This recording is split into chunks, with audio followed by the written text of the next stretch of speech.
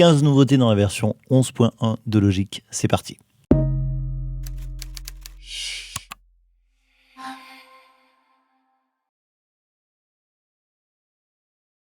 La première nouveauté, c'est peut-être celle que tout le monde attendait depuis très longtemps, c'est la possibilité de déplacer comme ça des pistes dans la table de mixage. Donc ça peut paraître un peu bête, mais avant, on était obligé d'aller déplacer les pistes dans l'arrangement pour qu'elles se déplacent dans la table de mixage. Et si on voulait déplacer des pistes auxiliaires, on était obligé de créer la piste dans l'arrangement, de la déplacer et de la mettre où on voulait dans la table de mixage et ensuite de la masquer si on voulait plus la voir ici. Donc c'était un petit peu compliqué. Donc cette fois-ci, on peut simplement cliquer sur la piste, laisser le clic de souris enfoncé et la déplacer. On va pouvoir également sélectionner comme ça avec commande plusieurs pistes. Donc ça, c'est pas nouveau, mais par contre, si vous cliquez ici, tac, elles vont toutes se regrouper et vous allez pouvoir les déplacer aussi facilement comme ça. Donc ça, c'est une nouveauté qui est quand même très bienvenue. Autre nouveauté extrêmement bienvenue, si je veux ouvrir un nouveau plugin ici, eh bien je peux maintenant chercher par exemple un compresseur, hop, voilà, et il va me proposer la liste de tous les compresseurs qui est installé sur mon ordinateur. Les reverbs, pareil, si je cherche par exemple, je sais pas moi, un delay, eh bien c'est la même chose, je prends mon delay designer et hop, en un clic je l'ai. C'est beaucoup plus rapide que d'aller directement, vous voyez déjà le temps de chercher, d'aller dans les delays, ouvrir mon effet, c'est plus fastidieux.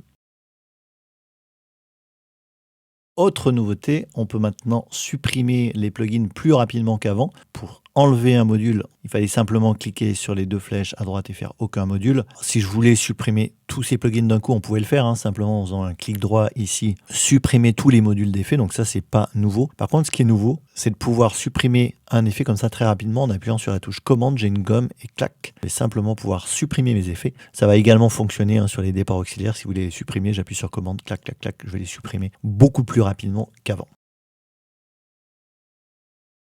Autre nouveauté assez intéressante, si je sélectionne plusieurs pistes dans l'arrangement et que je fais CTRL commande P, eh bien je vais pouvoir par exemple mettre un channel EQ, tac, directement sur toutes les pistes en même temps. Je peux réitérer l'opération, CTRL commande P, je vais cette fois-ci mettre un compresseur. Toutes les pistes qui sont sélectionnées se verront ajouter l'effet. Vous voyez, j'ai ajouté un EQ en compresseur à tout le monde, simplement depuis l'arrangement en faisant CTRL commande P. Autre nouveauté très intéressante, si on fait un clic droit dans la barre des commandes et que vous passez en personnalisé, on peut désormais afficher le buffer directement dans la barre des commandes. Donc on n'a plus besoin d'aller dans Logic Pro, réglages audio et d'aller sélectionner notre buffer ici et de cliquer sur appliquer, de fermer la fenêtre. Donc ça c'est terminé. On peut directement le faire ici simplement de cette manière-là. Autre nouveauté appréciable, on a désormais un nouveau plugin de reverb dans Logic qui s'appelle Cantech Room Simulator. Ça va simuler plusieurs types de pièces. Donc c'est une reverb qui a été développée en partenariat avec la célèbre marque de studio Cantech. J'aurai l'occasion de revenir dessus. Je l'ai un tout petit peu testé. Je trouve que ça sonne super bien. Donc on va pas cacher notre joie d'avoir un nouveau plugin de reverb dans Logic. Autre nouveauté plus anecdotique, mais qui peut en intéresser certains d'entre vous, si vous bouncez des régions MIDI et que vous voulez les transformer en audio, avant ça bounçait simplement un fichier audio sur la piste du dessous. Maintenant, on a la possibilité de créer un fichier par région. Donc je vais le faire, tac. Et là, Logic m'a bien séparé mes deux fichiers audio. Donc ça, selon les situations, selon ce qu'on fait, ça peut être intéressant. Pour ceux parmi vous qui samplent des instruments acoustiques grâce au sampler de Logic, je rappelle c'est carrément le sampler le plus facile à utiliser du marché, eh bien au moment de l'enregistrer, on va faire enregistrer sous. On avait la possibilité de cliquer ici sur enregistrer les données audio, donc ça c'est pas nouveau, mais maintenant on va pouvoir consolider cela, ce qui veut dire qu'on n'aura plus les fichiers audio et le fichier EXS séparés, tout va être impacté dans un seul fichier, donc ça c'est assez pratique, ça permet d'échanger les instruments samplés beaucoup plus facilement.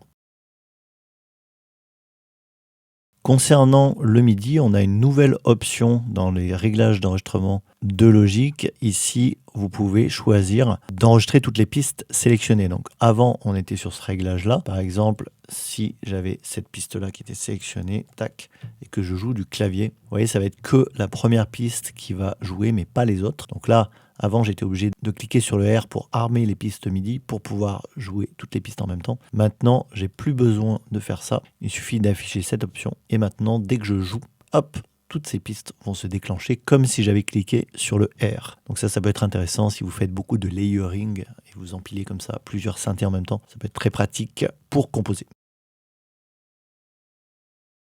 Pour ceux parmi vous qui travaillent avec le flex pitch, eh bien sachez que dans le flex pitch maintenant on va pouvoir joindre deux notes ensemble en allant chercher l'outil relier, puis sur commande pour l'avoir, clac, et vous voyez que j'ai relié deux notes flex pitch ensemble. Donc ça c'est très pratique. Une autre petite nouveauté concerne le séquenceur pas à pas, le step séquenceur. Donc on a la nouvelle fonctionnalité ici qui s'appelle fréquence de pas et on va pouvoir du coup régler la durée des notes, ce qui fait que chaque note n'aura pas forcément le même sustain. Vous voyez, cette note est beaucoup plus sèche, j'ai réduit la valeur ici, alors son sustain va ici durer beaucoup plus longtemps.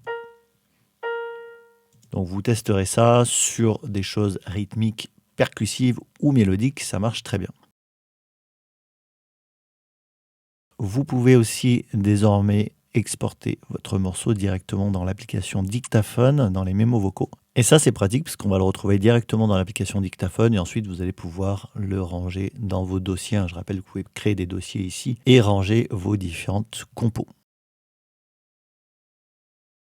Comme à chaque nouvelle version de Logic Pro, vous pouvez aller dans Logic Pro bibliothèque de son et ouvrir la bibliothèque de son. Si tout n'est pas installé, on a des nouveaux paquets de son qui sont disponibles. Vous cliquez ici sur sélectionner tous les éléments non installés, vous les installez. Et vous aurez dans les Apple Loops une nouvelle banque qui s'appelle Modular Melodies.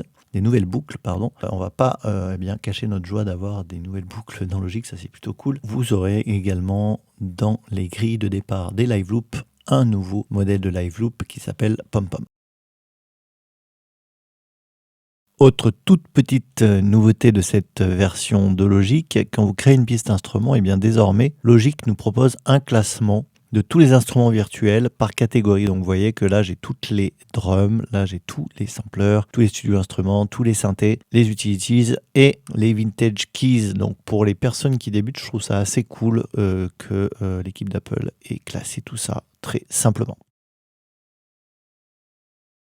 Dernière nouveauté sympathique de cette version 11.1 de Logic Pro, dans le menu présentation de table de mixage, on a la possibilité d'activer ou de désactiver l'assistant mastering. Donc par défaut, il y était ici, on était réglé comme ça. Et moi je trouve que parfois, quand on mettait un traitement sur le master, qu'on n'avait pas forcément envie de lancer cet assistant mastering, on le faisait, on cliquait souvent par erreur dessus, ça lançait l'analyse, donc c'était un petit peu pénible. Personnellement, je conseille de désactiver cette option. Du coup, on n'a pas du tout le plugin, vous voyez, il n'y est plus du tout. Si par contre, vous arrivez à la fin de votre prod et que vous commencez à la masteriser, ou ça peut être quand vous êtes en maquettage et que vous voulez masteriser pour avoir un rendu un petit peu plus sympa très rapidement, il suffit d'aller ici et là vous voyez que le mastering assistant n'est pas perdu puisqu'il sera toujours là, mais au moins on va aller le chercher quand on en a réellement besoin. Voilà pour cette vidéo rapide sur toutes ces nouveautés. N'hésitez pas à aller dans le menu aide de Logic, tout est détaillé, les notes de mise à jour, les nouveautés Logic Pro. Tout est bien détaillé ici en français si vous souhaitez avoir plus d'infos. Si vous avez des questions, n'hésitez pas à aller sur utips.com, sur le blog, et vous allez pouvoir poser vos questions directement sous les vidéos. Je rappelle que